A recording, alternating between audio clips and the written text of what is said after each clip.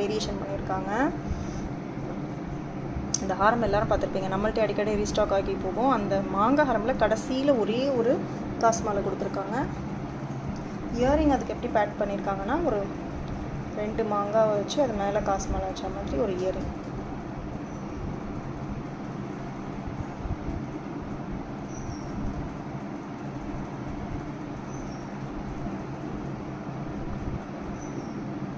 இப்படி போடணும் இந்த இயரிங்கை.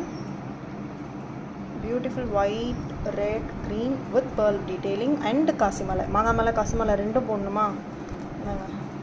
அதுக்கான சோக்கர் பேட்டர்ன் தான் இது.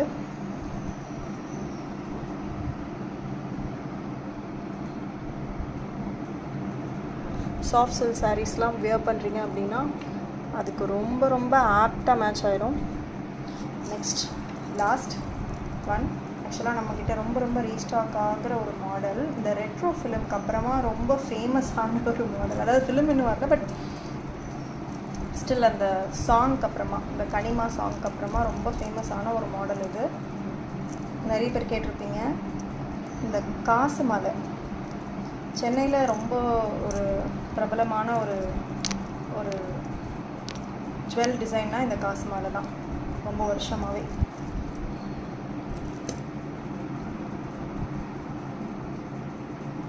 கஜலக்ஷ்மி காசு மாலை with this chain pattern, long மாலை, ரொம்ப அழகாக இருக்கும்.